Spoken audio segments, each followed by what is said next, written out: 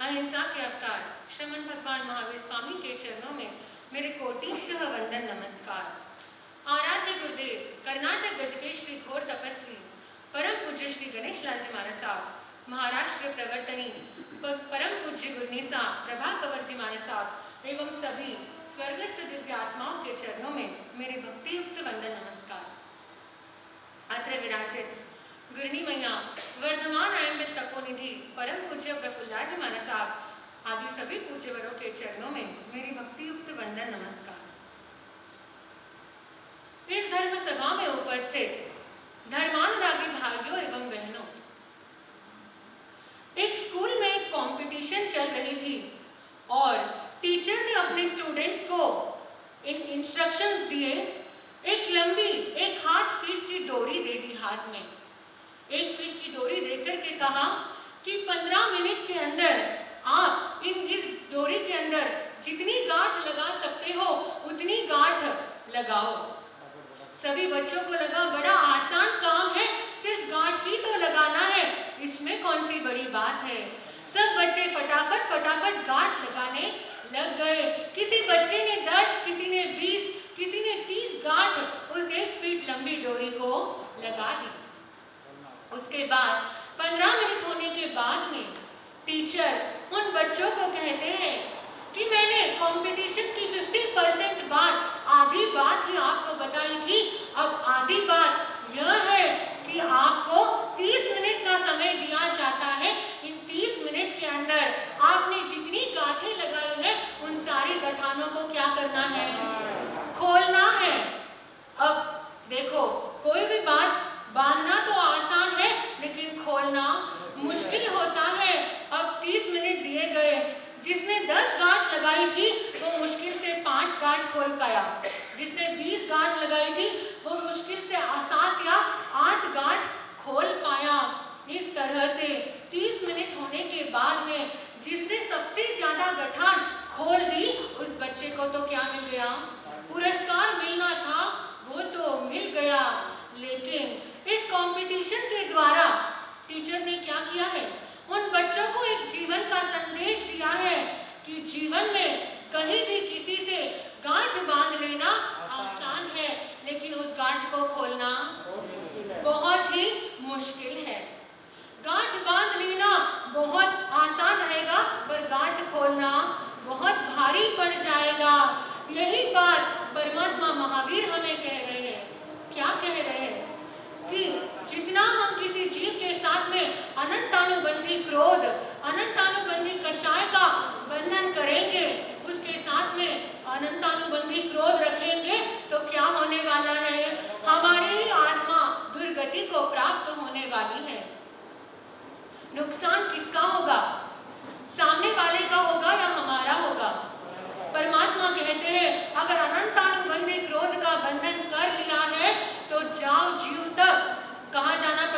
करके नरक में जाना पड़ेगा, उसके अलावा तो कोई भी रास्ता ही नहीं है। आपके मोबाइल में कोई वीडियो आता है, कोई ऑडियो आता है, उसको डाउनलोड करना इजी है या डिलीट करना इजी है? डिलीट करना इजी है। डाउनलोड करने में क्या लगता है? समय लगता है। डाउनलोड करना हार्ड हो जाता है। वैसे ही किसी व्यक्ति के प्रति, अपने संबंधी के प्रति गांठ बांध लेना बहुत आसान है, लेकिन उस गांठ को खोलना, उस कषाय रूपी गांठ को खोलना बहुत ही कठिन है। इसीलिए आज हमें चिंतन करना है, आंख बंद करके अपने मन में रियलाइज करना है कि मेरे मन में कितने व्यक्तियों के प्रति मैंने क्रोध की गांठ को बांध करके रखा है, कितने व्यक्तियों के साथ में मेरा व्यवहार बोलचाल बंद है। और जनरली ये किसके साथ में होता है? जो हमारे कभी रिश्तेदार थे, जो हमारा कभी भाई है, बहन है, जो हमारे पारिवारिक लोग, पड़ोसी या हमारे फ्रेंड सर्कल में होते हैं, उनके साथ में ही हमारा धीरे धीरे ऐसा व्यवहार और ऐसा रिलेशनशिप बन जाता है कि कोई जमाने में, कोई वक्त में वो हमारा जिगरी दोस्त था, कोई जमाने में वो हमारा सबसे क्लोज था, और आज वो ही हमसे क्या हो गया है? बहुत दूर हो गया है। क्योंकि उसके प्रति कोई प्रसंग बना होगा छोटा मोटा, कभी उसने आपको नहीं बुलाया होगा, कभी उसने आपको मान सम्मान नहीं दिया होगा, लेकिन छोटी सी बात को लेकर के हम क्या करते हैं? जीवन भर के लिए उस व्यक्ति के लिए अपने मन में गांठ बांध करके रख लेते हैं। देखो, गन्ना होता है, कितना कैसा होता है उसका टेस्ट? बहुत मीठा होता है। लेकिन उस गन्ने की भी एक खासियत है कि उस गन्ने के अंदर जहाँ जहाँ गांठ होती है वह पार्ट क्या होता है? मीठा नहीं होता। जहाँ गांठ होता है वहाँ पर रस नहीं होता, और जहाँ पर रस होता है वहाँ पर गांठ नहीं होती। परमात्मा भी यही कह रहे हैं, चाहे आत्मा के अंदर आप कितना ही धर्म का रस के अंदर आप डूब जाओ, चाहे कितनी सामायिक कर लो, प्रतिक्रमण कर लो, कितनी ही तपस्या संवर कर लो, लेकिन यदि आपके मन में वह गांठ है, उस गन्ने के जैसे अगर गांठ मन में है, तो ये धर्म ध्यान का रस कोई अर्थ का नहीं है। उल्टे घड़े के ऊपर पानी डालेंगे तो कोई मतलब निकलेगा? कोई फायदा होगा? नहीं होगा। वैसे ही जब तक हमारी आत्मा के अंदर कषाय रूपी गांठ, क्रोध की गांठ, अहंकार की गांठ किसी व्यक्ति के प्रति हमारे मन के अंदर वह द्वेष की गांठ है, तब तक चाहे उल्टे घड़े पर कितना भी पानी डाल लो, कितनी भी धर्म आराधनाएं कर लो, सब क्या है? सब वेस्ट है। अगर हमारी भूमि ही साफ नहीं है, अगर हमारा हृदय रूपी आंगन ही पवित्र नहीं है, किसी के प्रति भी राग द्वेष से रहित नहीं है, तो उसके ऊपर कितने भी चाहे धर्म ध्यान रूपी बीज डाल लो, लेकिन शुभ कर्मों के खेत कभी लहलहाने वाले नहीं है। यह परमात्मा हमें कह रहे हैं। देखो, उत्तराधीन सूत्र के 32वें अध्ययन के अंदर एक गाथा आई है। रागो यदोसो वियकम्मवीयं कम्मं च मोहपभवं वयन्ति कम्मं च जायि मरणस्य मूलं दुःखं च जायि मरणं वयन्ति। क्या कह रही है परमात्मा की वाणी कि रागो यदोसो वियकम्मवीयं, ये राग और द्वेष ये क्या है? ये ही कर्म के बीज है। कम्मं च मोहपभवं वयन्ति, और इन कर्मों के बीज के कारण से ही आत्मा के अंदर मोह उदय में आता है, मोहनीय कर्म का उदय होता है। ये मेरा है, यह मेरा नहीं है। यह व्यक्ति के प्रति मेरा स्नेह है और इस व्यक्ति के प्रति मेरा द्वेष है। यह मेरा मित्र है और यह मेरा दुश्मन है। यह बीज कहाँ से आते हैं? परमात्मा कह रहे हैं रागो या दोषो वियतम अभियम, ये राग और द्वेष यही क्या है? कर्मों के बीज है। और कम्मं च मोहप भवं वयन्ति, और इन कर्मों के बीज के कारण से ही आत्मा के अंदर क्या होता है? मोहनीय कर्मों का बंध होता है। कम्मं च जायि मरणस्य मूलम दुखम सजाई मरणम वयंती।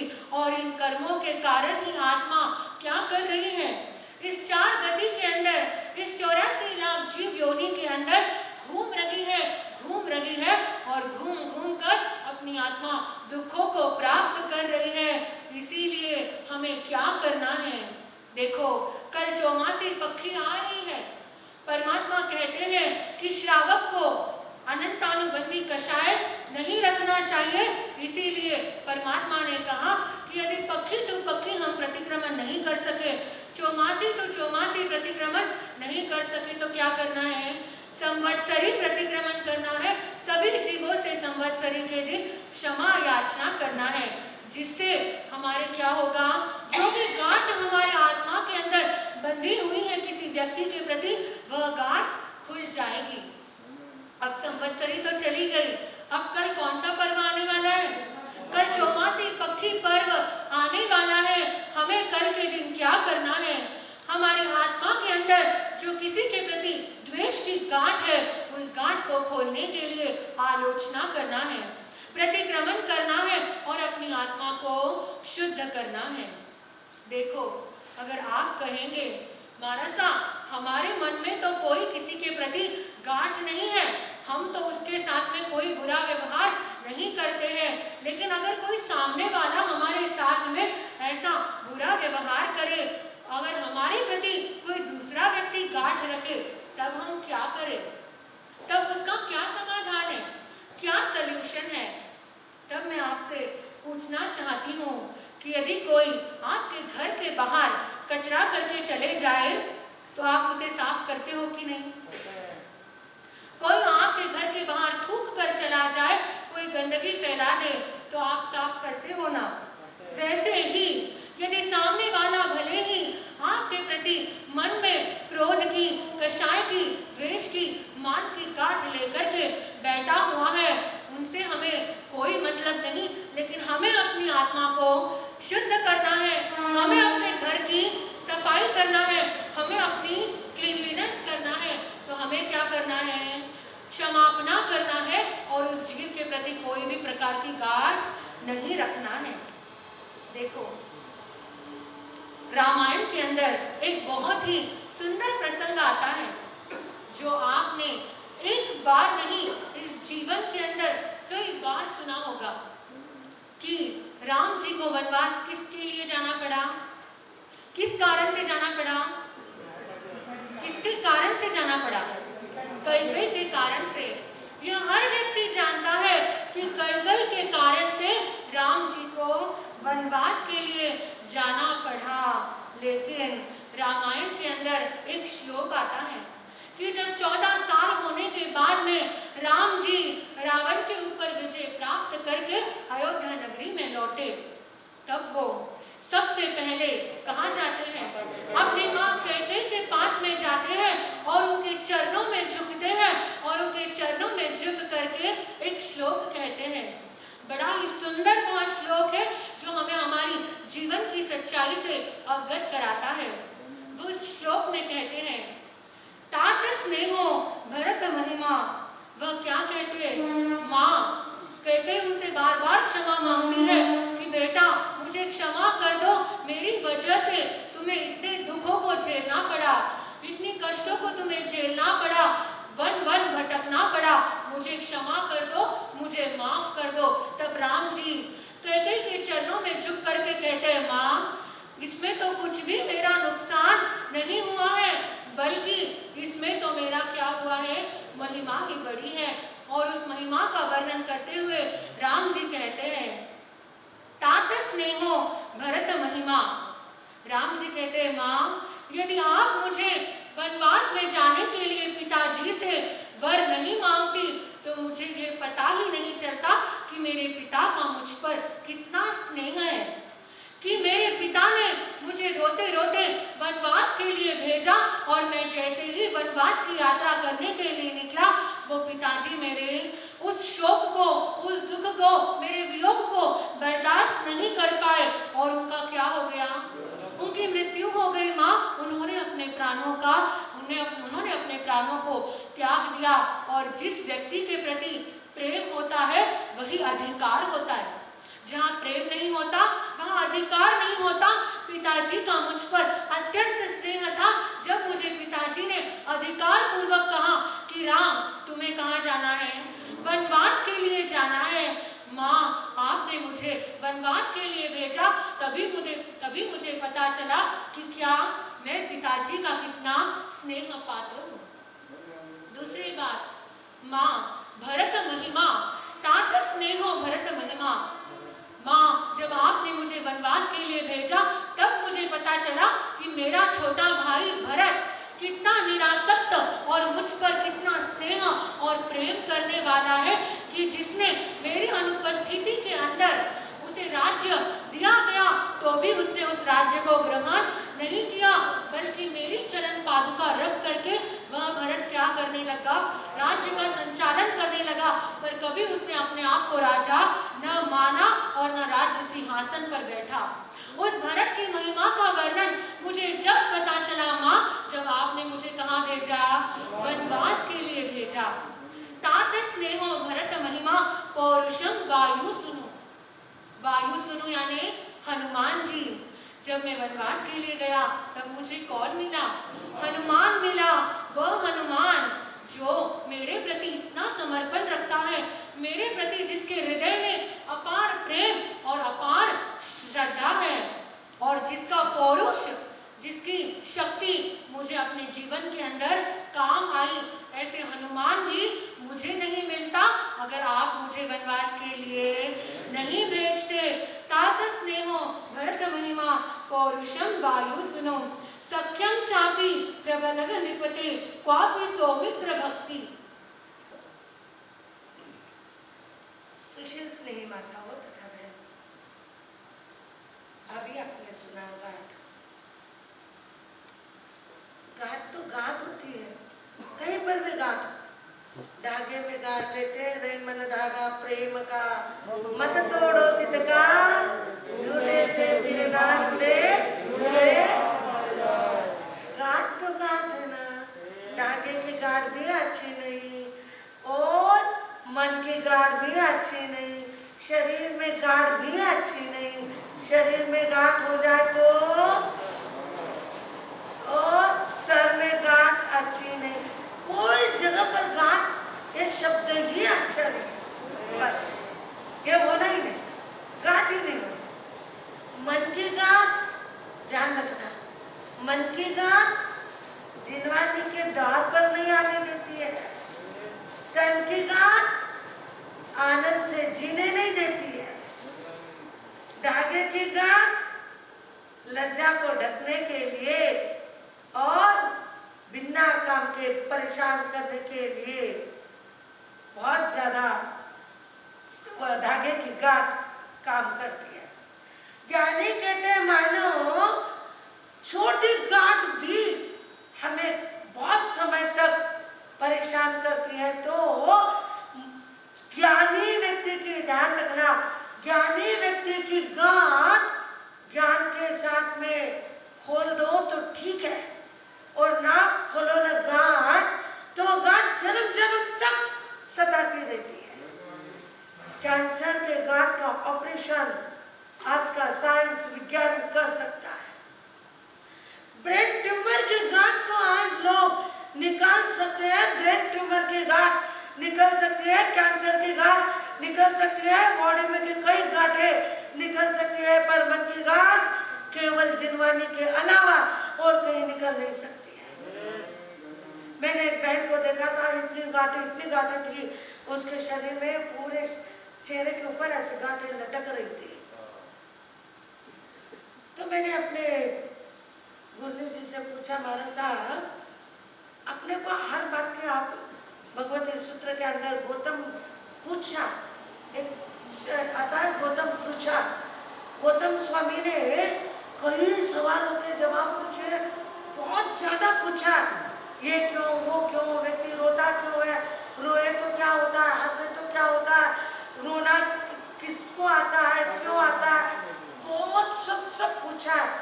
तो मैंने कहा महाराज साहब ये कहीं पर नहीं आए कि इतनी सारी गांठें क्यों होती है, ये सारे आपको ने देखा होगा, नहीं देखा होगा नहीं मालूम, मैंने बहुत सारे लोगों को देखा ऐसे ऐसे पूरे बॉडी के ऊपर गांठें गांठें गांठें होती है, चेहरे के ऊपर ऐसे गांठें लटकती है। मैंने पूछा महाराज साहब ये क्यों होता है? एक तो छोटे बच्चे को भी हुआ था।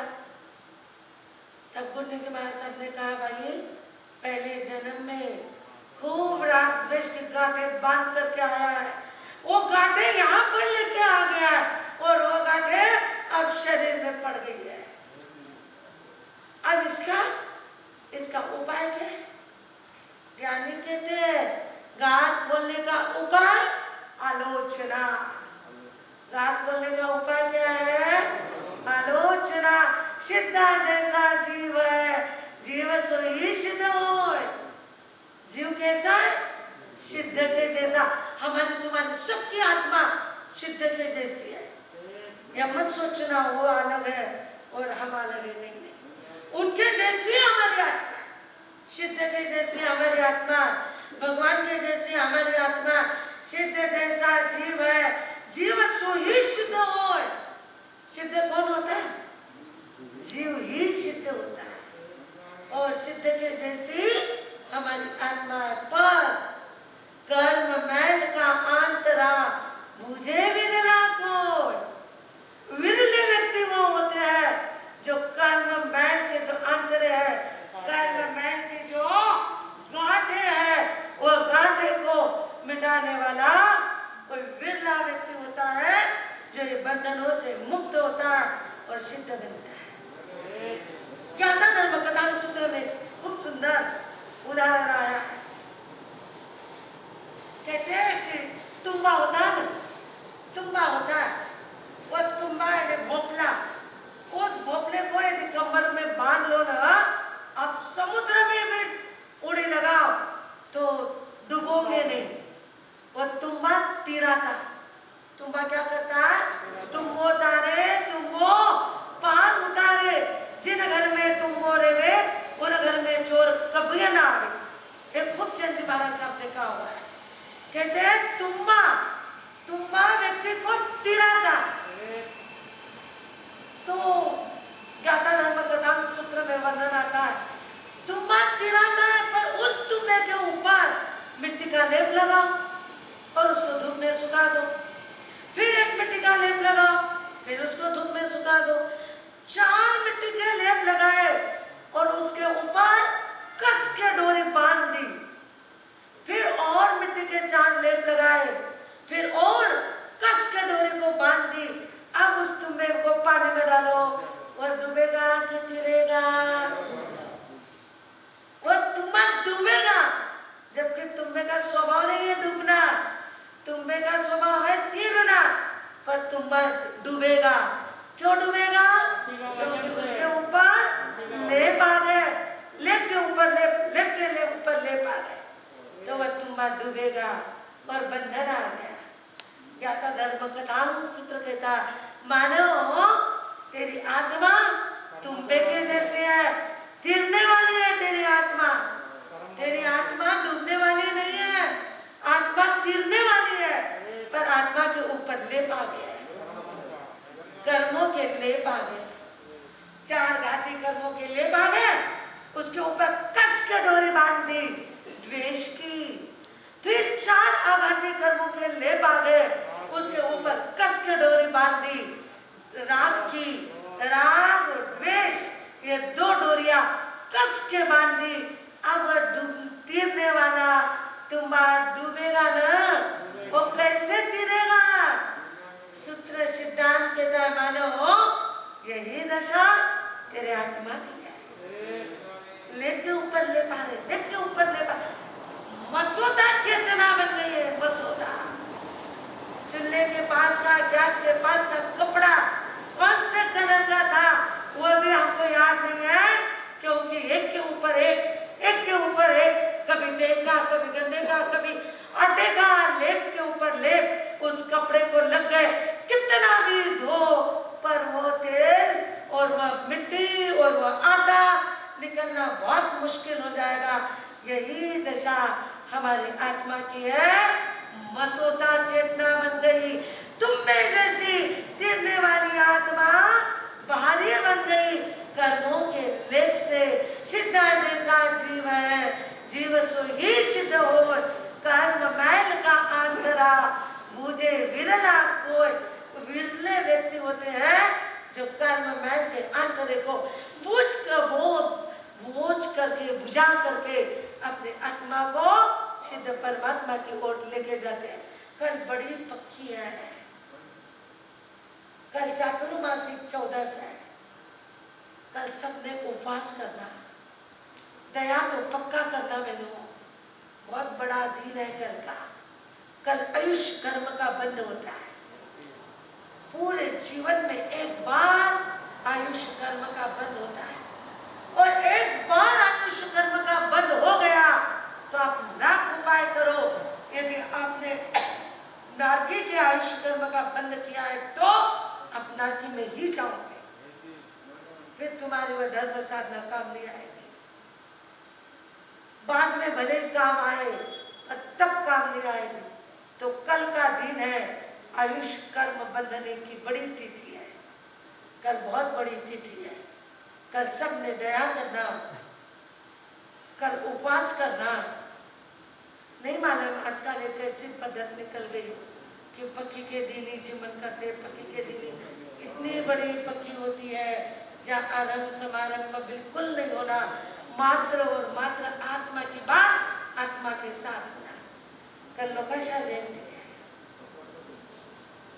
ध्यान रखना, बहुत बड़ा दिन है, बहुत बड़ा पर्व है। कल सबने पोषण करो, उपवास करो, विकासना करो, अयमिल करो और दया संवाद। कल तो बस आत्मा की बात करने का एक महान पर्व है, तिथि पर्व है। कल सबने तिथि का पालन करना। कल सब जने जितना जो आपसे हो सके, जो आपकी साधा हो, जो साधा से आपके शरीर से हो सके वो अवश्य करना। धर्म आराधना करना, कल का प्रतिक्रमण अनिवार्य है, बहुत जरूरी है। कल सबने प्रतिक्रमण करना, सामयिक करना अपने जीवन के अंदर। इन बातों को करो तो आनंद ही आनंद होगा।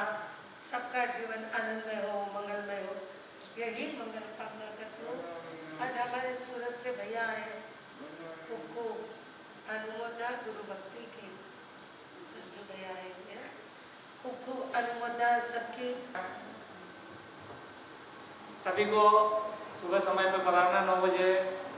आज थाना स्टेशन की सेवा है, लेकिन थाना स्टेशन में आज वहाँ पर भी महाराज साहब का विदाई समारोह का प्रोग्राम है, तो कोई शायद नहीं पधारा है थाना स्टेशन से तथा बाहर से पधारे हुए सभी मेहमानों का हार्दिक स्वागत है, अभिनंदन।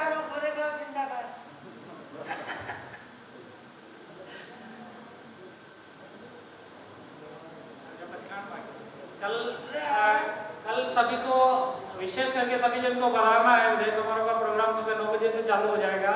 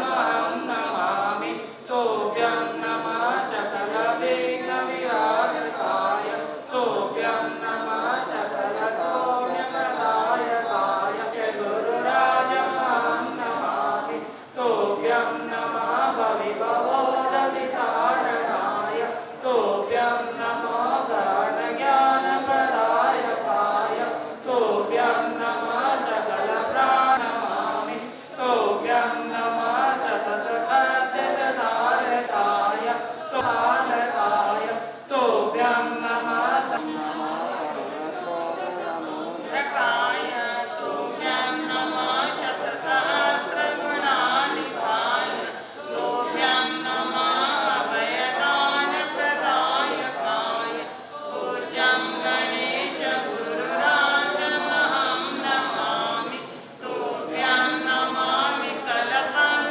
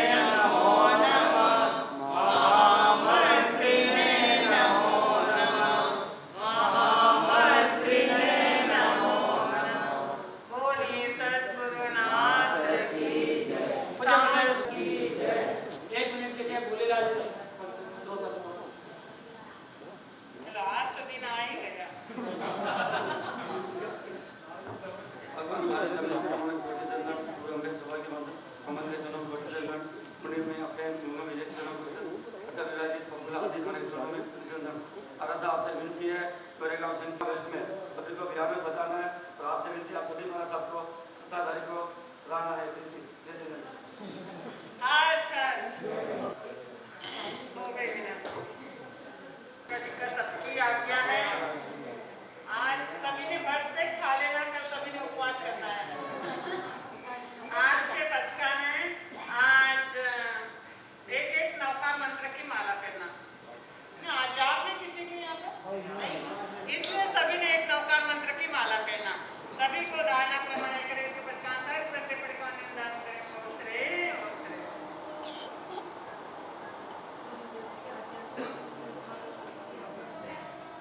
चतारि मंगलम अर्यंता मंगलम सिद्धा मंगलम साहु मंगलम केवली कन्नतो नमो मंगलम चतारि लोकत्मा अर्यंता लोकत्मा सिद्धा लोकत्मा साहु लोकत्मा केवली कन्नतो नमो लोकत्मा चतारि शरणं प्रवज्जामि अर्यंता शरणं प्रवज्जामि सिद्धा शरणं प्रवज्जामि साहु शरणं प्रवज्जामि केवली कन्नतो नमो शरणं प्रवज्जामि अर्यंतों का शरणा सिद्धों का शरणा साधुओं का शरणा केवली परोपी दयानंदम का शरणा चारण चरण लोकारण जगत में और न शरणा कोई होगा जो भव्य प्राणी करे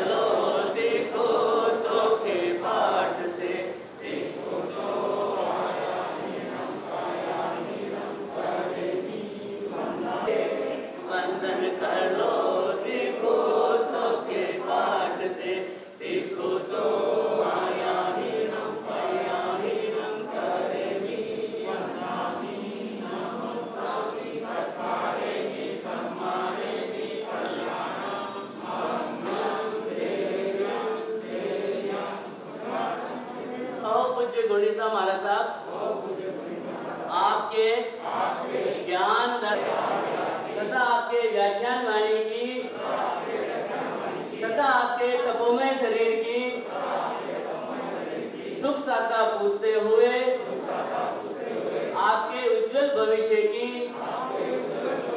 मंगल कामना करते हैं।